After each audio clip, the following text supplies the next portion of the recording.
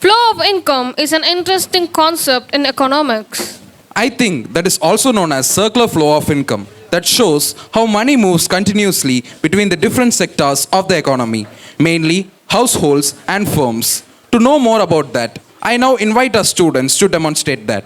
As parents and my dear friends, today our class presents a short play on something very important but often hidden in our daily lives: how money flows in an economy. Economists call this the circular flow of income. Don't worry, it's not going to be a boring lecture. Instead, you'll meet Anu, her mother, her boss, a postman, bank manager and cashier, and an export officer who will show us how money keeps moving like a circle. Let's begin with the simplest version, the two-sector economy. Scene 1, morning at home. Half a kg of rice left. Look at this, the electricity bill here again. I tell you, Anu, bill do not need an alarm clock. They arise on time in every single month. Ma, do not worry. I'll work hard, extra shifts too. Hard work is good, but your health? You come home late in every day. What will I do? If you fall sick, will we eat an electricity bill? Ma, I'm strong. Do not worry. Just be relaxed. I'll fix the roofs before monsoon and I even get your sari. I'll even buy a refrigerator so that you don't cook daily. A fridge? You're dreaming with empty pocket. First you buy enough rice. Hello, Anu. Yes, ma'am. Morning shift is there. Big orders to complete. Don't be late. Yes, ma'am. Even my dreams are working morning shifts now. Scene 2, at office.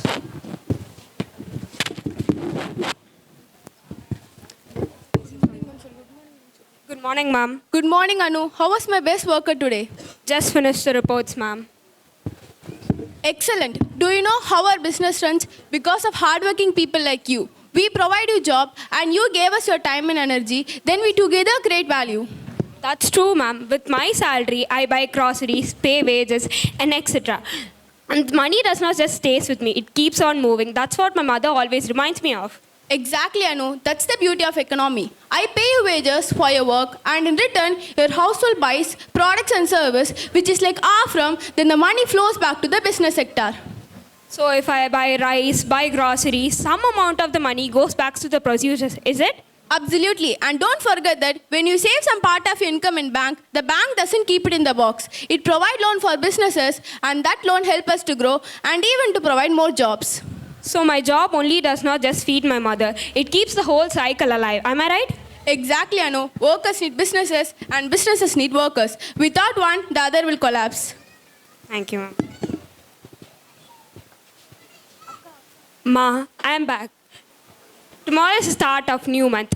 I'll be getting my salary. I've already planned how to spend it. Rent 4,000, groceries 3,000, water bill 1,500. What else? Emergencies 1,000. If I had 5,000 rupees more, I would have spent the bills very easily. Enough your accounts. This rason is your real salary. Drink before get cold. So what just happened? In the two-sector model, there are only two players, households and firms. Households like Anu and Amma provide labor, whereas firms like Anu's boss factory provide wages in return. Then households spends that income on goods and services produced by firms. It's like a cycle. Wages flow one way, goods and services flow the other way. Without workers, no production. Without firms, no wages. It's like a seesaw. Both sides must be balanced. Evening at home. Anu, you look so tired. Did you get your salary today? No, ma. Boss said it will be given tomorrow. First, some taxes should be cleared. Even my salary stands in the queue for the government. Tax? What is that? Money we give to the government from our income. So you work hard and the government will take piece of your hard work? Ma, it sounds bad, but the taxes aren't wasted. Excuse me, a special delivery. One electricity bill, one water bill, and tada, a beautiful notice for income tax payment. Signed, sealed, and delivered by yours truly. Ma, every month the same story. We earn, we spend, and now government also takes share. And what was the government give us a return? Free rasam powder? Not rasam powder, Amma. They give you something better. Last year, the government spent for schools, hospitals, and roads, all from taxes. He's right, Ma. You remember you slipped on the old broken road and hurt your knees. The repair of the road was made by the government with our taxes. So we give money and the government gives service? Exactly. Without taxes, no buses, no public schools, and no hospitals. Without me, you would not even know your bills have arrived. Why don't deliver some free money too? Amma, if that service starts, I will be the first customer. It sounds painful, but the taxes aren't wasted. It comes back as service for all of us. Remember, the government is not just a collector, it's a spender too. Now our economy has grown a little more complicated. This is the three-sector economy. Households like Ravi, Anu's family provide labor and pay taxes. Firms like the factory provide wages but also pay corporate tax. The government collects these taxes and uses them for the public good. Think of the government as a gardener. The money it collects is like a water poured into public services like roads, hospitals, schools, even electricity. Without taxes, there would be no street lights outside your home, no buses to schools, no government hospitals when emergencies strike. So yes, it may sting when Anu gets a tax notice, but remember, it's a contribution, not a loss. And parents, look around you. This very hall, these lights, these benches, each one is possible because of taxes. Without the three-sector economy, this play itself would be in the dark. Scene 4, morning at home. Ayo, Anu, every morning you're running like a prime minister. Where are you going today? Ma, today is hectic. I have to reach the factory early and then beat the boss about export orders. Export order? Huh? My daughter is working abroad, but my rasam is still in local delivery. Ma, one day I'll make you enough to taste rasam in London. First, earn enough to buy tomatoes in the market. Scene 5, at office. Excuse me, ma'am. I have great news. We just confirmed the new order. It's bigger than the last one. Fantastic. We'll start the production. Ma'am, is everything all right? Anu, you came on the correct time. Big news. Our company have received an export order from abroad. If we succeed in this, our factory name will shine internationally. That's amazing. Then more work for us? Yeah, more work, more production, more income. But there is a problem. We need a bank loan to expand our production. Loan? Why don't you use the money you already have? That's the point, Anu. Even big firm doesn't keep money lying idle. We borrow to grow faster. And banks are like oxygen masks for businesses. They help us to grow. Oh, I got to remember. I have to go to bank. I have to save money. Listen to Amma. She's wiser than most economists. Scene 6, at bank. Good morning, ma'am. Mom told me not to waste my salary, so I have come to deposit some money. Excellent. Smart Amma indeed. You see, money saved in the bank doesn't just sleep in the locker. Then where does it go? Everywhere. We use your savings to give loans to farmers who need seeds, to students who need fees, to families building houses, and factories expanding their business. So my small savings feed many people? Exactly. Take your boss for example. If he takes loans using your savings and savings of thousands like you, he can hire more workers, produce more goods, pay more wages.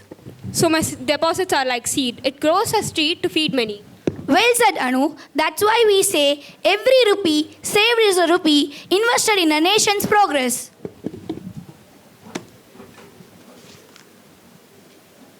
Even my heartbeat is just deposited in the bank. Don't worry, Anu. We don't charge tax on that yet.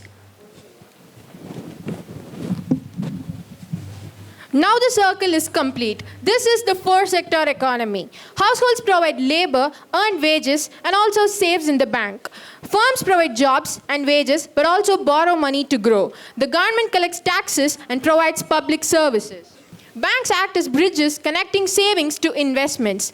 Think of the bank as giant pumps. They take in savings like water and pump them out as loans to irrigate businesses, farms, and even education. Without banks, money would be like a water locked in a tank, stagnant, wasted. With banks, it flows like a river, nourishing everything it touches. Parents, every time you deposit your savings, you're not only securing your family, you're also giving life to the economy. You're funding someone's education, someone's dream, someone's business.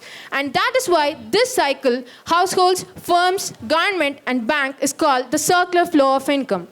Wow, what a journey these few days was. I thought I was just earning for me and my mom, but just realized I'm a part of this bigger circle. A family income does not stop at home. It travels, connects, and returns in the way we do not see along. And businesses aren't just about profit. Without workers, we can't exit. And without wages, family can't run. We need each other. And don't forget us, the service sector. Without us, the economy would collapse in silence. What about bank? Without savings, no loan. No loan without expansion. We just keep the money flowing. So whether it's the sweat of the factories, mom's careful saving, boss business, postman services, bank managers loans, it's all part of a very giant circle. So, circular flow of income is not just theory, it is our life. Every rupee earned, every rupee spent, every rupee saved, every rupee taxed, it all comes back, flowing in a great circle that keeps society alive. Parents, every time you see your salary slip, pay a bill, deposit savings, or even buy groceries, remember you're a part of this circle. And every student sitting here today will soon join this circle. Some as workers, some as entrepreneurs, some as future bankers, maybe even future policymakers. The circle will continue because all of us keep it alive. Workers need businesses. Families need income. Services keep us connected.